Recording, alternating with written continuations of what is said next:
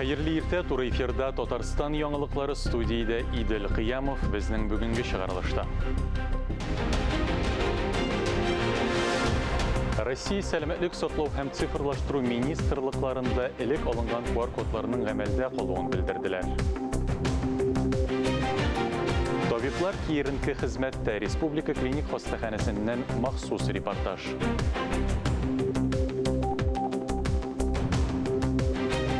Россиялеләрнең 75%-ка якыны бөтен Россия халык санын алу кампаниясын үткәрүне хуплаган.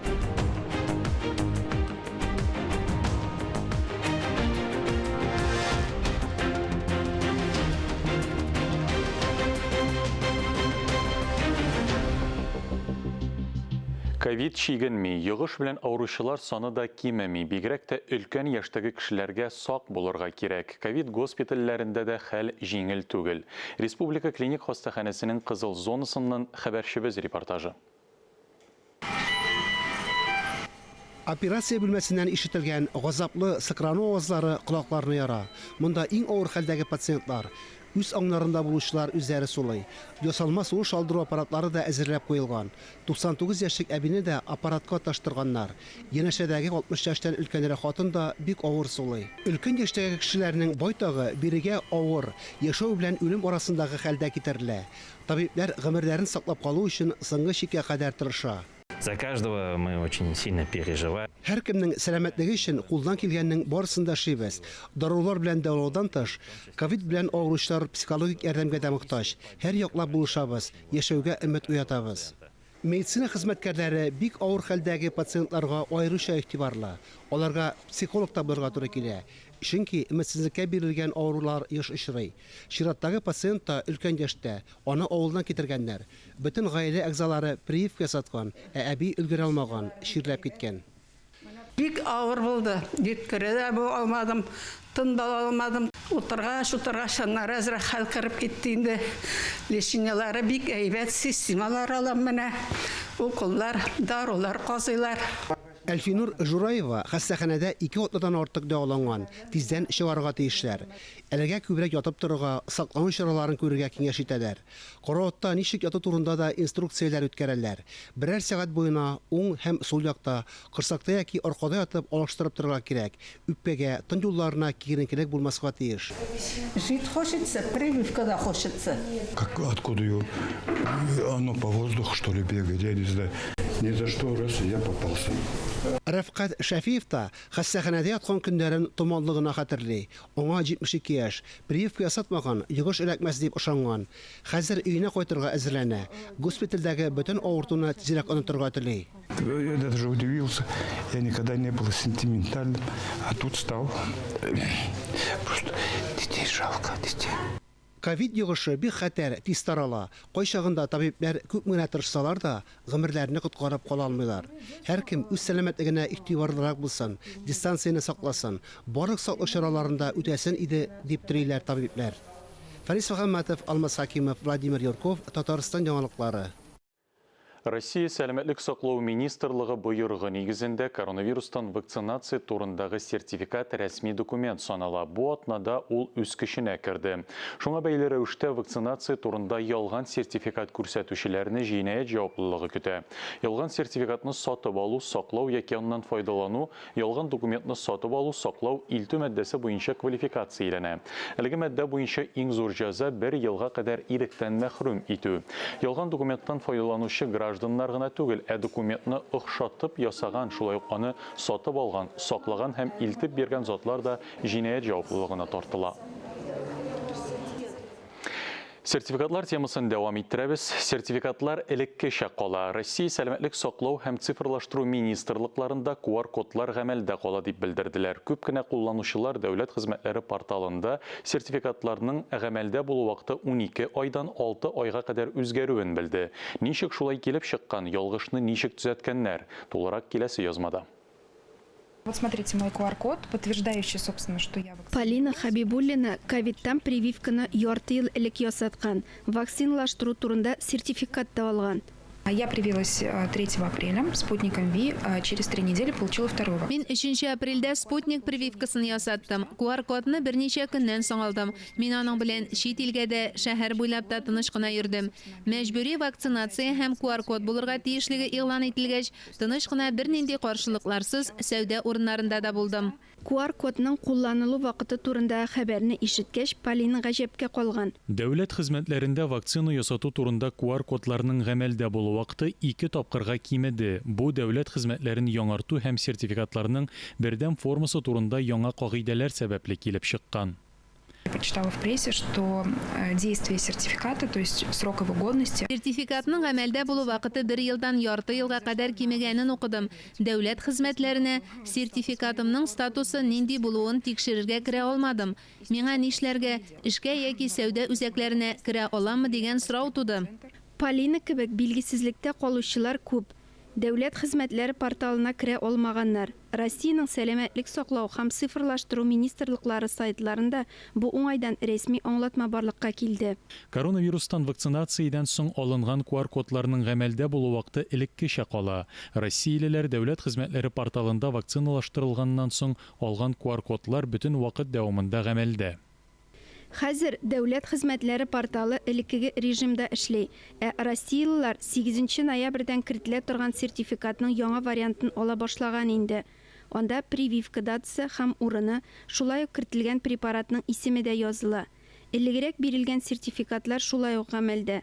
Алар 2022 елның 1 мартына кадәр дәүләт хезмәтләре порталында автомат рәвештә яңартыла. Ләлә Зайнуллина, Инна Данилова, Владимир Юрков, Татарстан яңалыклары. Иҗтимагый фикер фонды уздырган сораштыруда катнашкан россиялеләрнең 75%-ка якыны бөтен Россия халык санын алу кампаниясен үткәрүне хуплаган. Һәр яшь категориясендә сораштыруда катнашучыларның шул исәптән 18-30 яшьтәгеләрнең күпчелеге җан исәптә катнашу һәркемнең бурычы дип саный. Сораштыруда катнашучыларның 36% сан алучыларны өйдә көтүне кулай күрә. Респондентларның 27% әлеге процедураны интернетта үтү алар өчен уңайлы булуын, 9% исәпкә алу участокларына баруларын әйткән. Тулайым алганда респондентларның 46% җан исәпне дистанцион рәвештә үткәрү яхшырак дип саный. Хәзер парламент хәбәрләре, алар белән сезне Ләлә Зайнуллина таныштырыр. 4 ноябрьдә Россиядә төп дәүләт бәйрәмнәренең берсе халыклар бердәмлеге көнен билгеләп үттеләр. Безнең республика өчен бу көн аеруча үзенчәлекле. 2021 ел туган телләр һәм халыклар бердәмлеге елы дип игълан ителде. Бу көнне Кремльдә Рөстәм Миңнеханов Татарстан президенты премиясе лауреатларын бүләкләде. Бүләк татарстанлыларга һәм оешмаларга иҗтимагый әһәмияткә ия проектлар өчен инде 7нче тапкыр бирелә. Тантанада Дәүләт Советының Мәгариф, Мәдәният, фән һәм милли мәсьәләләр комитеты рәисе Айрат Зарипов катнашты. Югары бүләкләргә ия булучыларның исемнәрен Иҗтимагый палатаның махсус комиссиясе билгеләде. Аларны мөһим һәм нәтиҗәле иҗтимагый проектлар өчен бүләкләделәр. Шундыйларның берсе Сила в детях.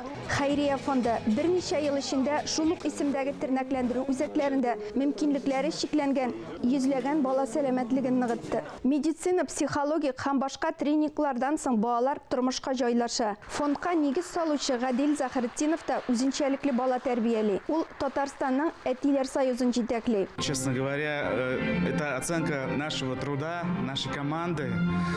Огромную благодарность мы хотим выразить руководству республики за поддержку некоммерческого сектора, за развитие некоммерческого сектора в Республике Татарстан.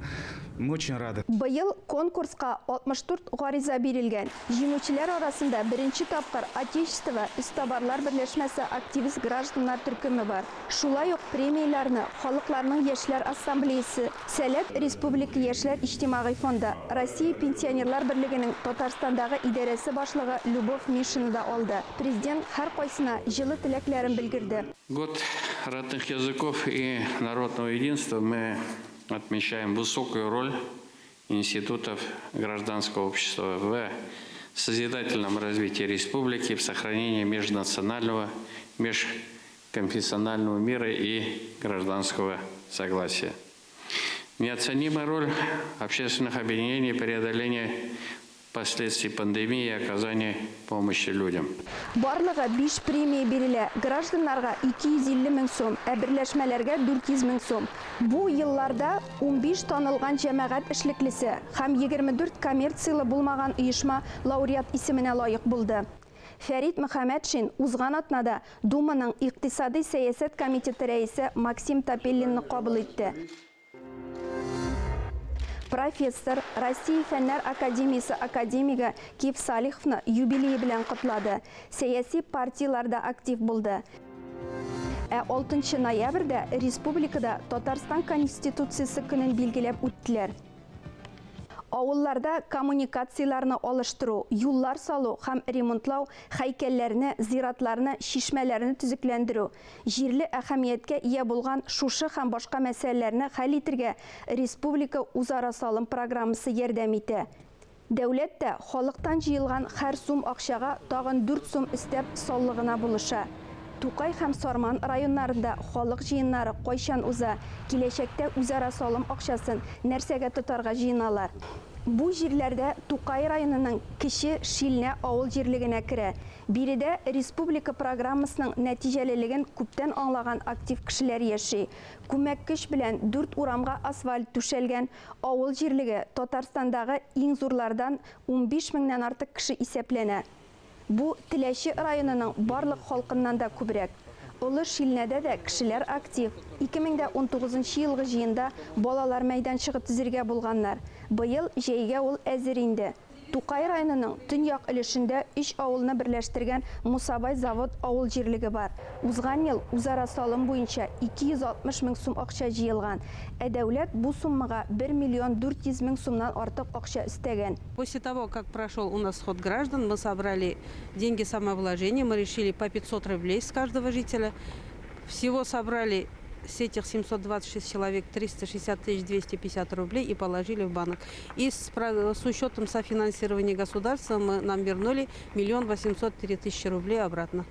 И вот эти деньги мы полностью освоили. 2018 елдан башлап Тукай районы халкы үзара салым программасы буенча 60 миллион сумнан артык акча җыйган. Бүгенге көндә башкарылган эшләрне санап чыгу өчен шактый вакыт кирәк булыр иде. Программа востребована. Без этой программы мы не смогли решить многие вопросы. Үзара салым программасында Тукай районы белән Зандаш Сарман районында калышмый. Яңа юллар, балалар мәйданчыклары төзелгән, зиратлар, шишмәләр төзекләндерелгән, электр челтәрләре сузылган, иске коммуникациялар алыштырылган.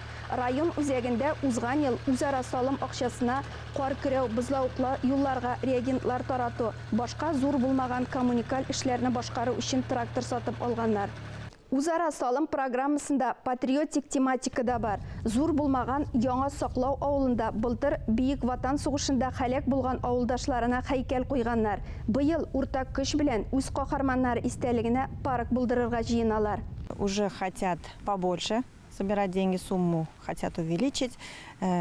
Есть же большая возможность обустроить всю территорию. Яңа төзекләндерелгән объектлар, балалар мәйданчыклары, күрше Карашай Саклау авылында, шулай ук башка җирлекләрдә һәйкәлләр салынган. Бу көннәрдә Татарстанда халык җыеннары башланып китте. Үзара салым акчасының күләмен, аны нинди максатка куллану кирәклеген ачыклыйлар. Республика һәр җыелган сумга гадәттәгечә тагын 4 сум өстәп бирергә әзер. Біраздан иқтибарығызға Идел буй федераль округының баш фтизиатры профессор Рауил Вәлиев білән актуаль әңгәмә тәкъдим итәрбез. Бездән айрылмагыз. Яңалыклар чыгарылышын дәвам итәбез. Казанда «Ребенок в мире прав» бала хокук дөньясында дигән республика конкурсында җиңүчеләрне ачыкладылар. Конкурста балалар һәм яшьләр катнашты. Аларга республикада балалар хокукларын һәм мәнфәгатьләрен тәэмин итү, шулай ук хукуки белемнәрне һәм активлыкны арттыру темасына видеороликлар төшерергә тәкъдим ителде. Бүләкләү тантанасы 19 ноябрьгә планлаштырылган, җиңүчеләргә акчалата призлар каралган. Конкурсантларны креативлык, нәтиҗәлелек, мәгълүмати эчтәлек юнәлешләрендә бәяләделәр. Татарстан президенты каршындагы татар телен саклау һәм үстерү мәсьәләләре комиссиясе тәкъдиме белән Габдулла Тукай исемендәге Татар дәүләт филармониясендә Галиҗәнәп шагыйрь дип аталган әдәби-музыкаль кичәләр оештырыла. Алар татар әдәбиятын барлау һәм халыкка таныту максаты белән үткәрелә. 19 декабрьгә билгеләнгән кичә атаклы шагыйрь Тукай бүләге лауреаты Илдар Юзеев иҗатына багышлана. Татарстан радиосының яңа көн тапшыруы туры эфирында Идел буе федераль округының баш фтизиатры профессор Рауил Вәлиев коронавирустан саклануның көнүзәк сорауларына җавап бирде. Ковидка каршы прививка ясату мәсьәләсенә аерым ачыклык кертү өчен без аңа берничә сорау белән мөрәҗәгать иттек. Рауил Шамилович, хәерле иртә. Соңгы араларда эпидемиологик вазгыять тагын да кискенләште, югыйсә ил күләм чикләүләр дә кертелә. Вакцинация ясату да көйләнгән. Сәбәп нидә? Biz шушы ауру ковидтан белеп бетермәгәнбез дип әйтергә кирәк. Инде зыянлаган ул көннән көн үзгәреп бара. Инде менә бүгенге көндә безнең дөнья буенча дельта штамм таралып бара. Инде бу инде менә әйтәбез альфа, бета, гамма, дельта дип тә хәзер инде лямбда дигән штаммларда бар. Менә генетик мутациялар узып бара, шушы вирус үзгәреп бара һәм аның бүгенге көндә зыянлыгы кызганычка каршы артып бара. Шуның өчен инде менә без әйтәбез вакцинация каралганы, без инде өмет иткән 60% халык вакцинация узса, шул вакытта ширгә инде шир таралмас дип уйлаган идек, ләкин бу шир үзен яңадан күрсәтте, үзгәртеп, инде бүгенге көндә әйтәбез бу шир таралмас өчен халыкта 80% халыкта иммунитет булырга тиеш шушы инфекция каршы.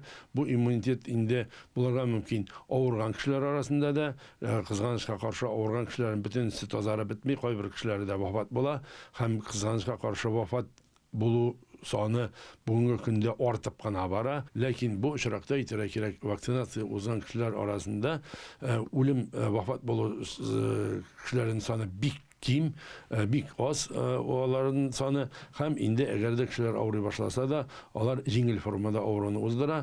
Шуның өчен вакцинациядан башка бүгенге көндә бернинди гарантия юк дип әйтеп була. Инде безнең каралган менә дарулар, алар берсе дә вирусның үзенә туп-туры зыян китерми, ул организмга ярдәм итә. Шуның өчен без әйтәбез инде менә ул патогенетик дәвалау дип әйтәбез инде. Ул ширнең сәбәбенә ул дарулар тәэмин итми, алар организмга, кешегә шушы вирус белән көрәшергә җиңелрәк формада уздырырга ярдәм итә. Шуның өчен бу чиракта яңадан кабатлап әйтәсем килә. Вакцинация узмыйча без бер-беребезгә ярдәм итә алмаячак. Бүгенге көндә халыкның вакцина ясатуда сайлау мөмкинлеге бармы? Бүгенге көндә безнең илдә 5 форма вакцина бар. Бу инде Спутник дип әйтәбез, ул 2 компонентлы. Шуннан соң Ипивак Корона, ул да 2 компонентлы. Ковивак дигән бар, ул инде бүтән вирус буенча ясалган. Бүгенге көндә ул аны ясаган заводта капиталь ремонт узды. Шуның өчен вакытлыча ул вакцина булмый торды. Һәм бүгенге көндә инде ул вакцина яңадан менә безнең республикада бүгенге көндә бар. Кайсы бер вакытта менә шушы инде вакцинация буенча бик каты реклама, пропаганда, аңлатма узгачыннан, хәзер кешеләр менә шушы QR код буенча гына кертә башлагачыннан, кешеләр бөтенесе киттеләр вакцинациягә. Шуның өчен вакытлыча кайбер җирдә вакцина җитмәскә мөмкин, ләкин бүгенге көндә Сәламәтлек саклау министрлыгы һәм безнең хөкүмәт башлыклары бөтен чараларны карарга тырышалар, вакытында халыкны вакциналар белән тәэмин итәргә тырышалар. Коронавирус яшәү рәвешебезгә үзгәрешләр кертте. Хәтта флюорографиядә ясату соңгы араларда кимеде. Бу туберкулезны кисәтүгә тискәре йогынты ясамадымы?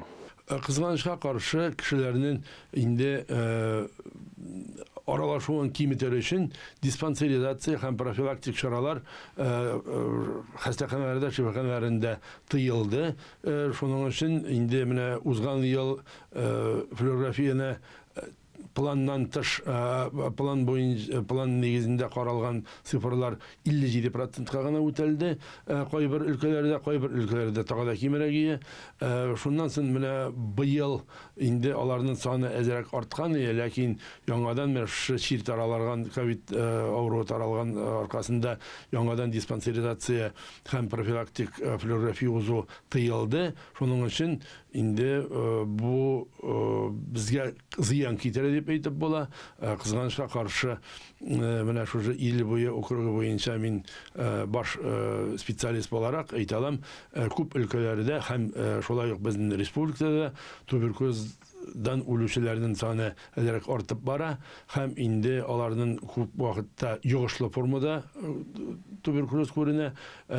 Кызганычка каршы кайберләре аларның диспансерда барып та җитә алмый һәм инде аларның үлгәшеннән, кешеләрне яргашыннан гына туберкулездан үлгәнен белеп була.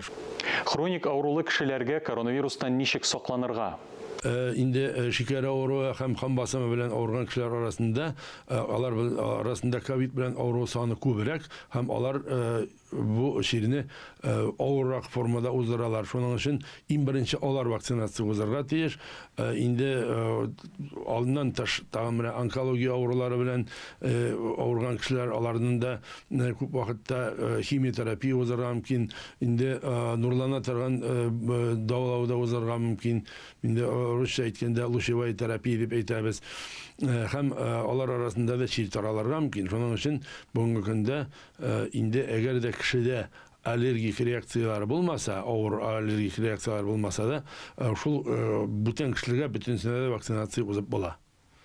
Yüklü xatınlarga vaktsina yasatırga yarıyma, ziyanı yok mu?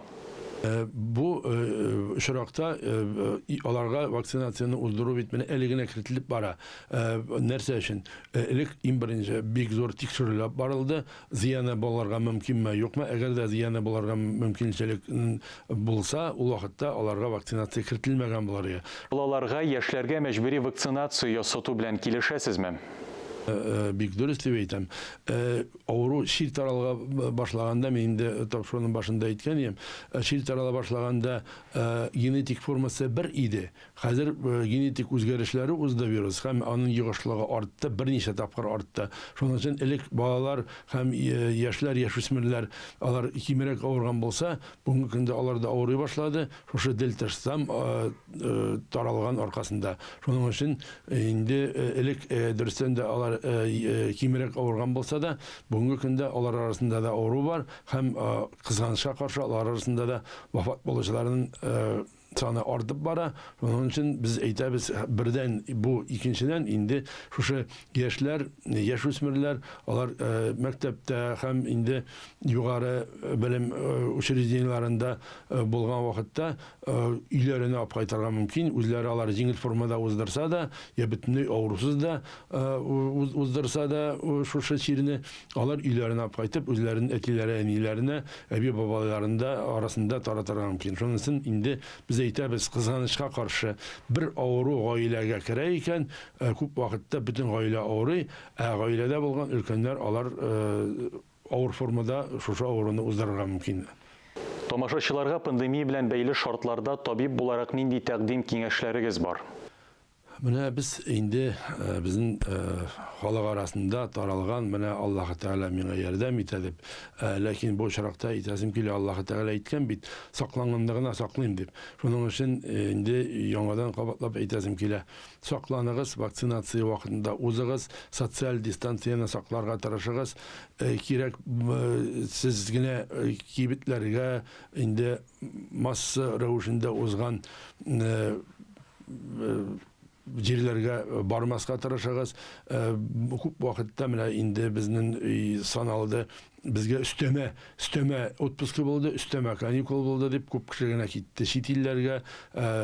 Безнең ил буенча инде туристик маршрутлар буенча киттеләр. Кызганычка каршы алар арасында да шир булырга мөмкин. Күбесе алар әйтәләр, мин вакцинация уздым, ләкин вакцинация узган булсагыз да бәрабер социаль дистанцияны сакларга кирәк. Кызганычка каршы бүгенге көндә вакцинация 100% гарантия бирми. Шуның өчен вакцинация узарга кирәк, ләкин бүтән чараларында карарга кирәк. Әлеге сәгатькә шундый яңалыклар иде, хөрмәтле телевизор караучылар. Коронавирустан прививка ясатырга онытмагыз. Үзегезне һәм якыннарыгызны саклагыз. Исән-имин булыгыз.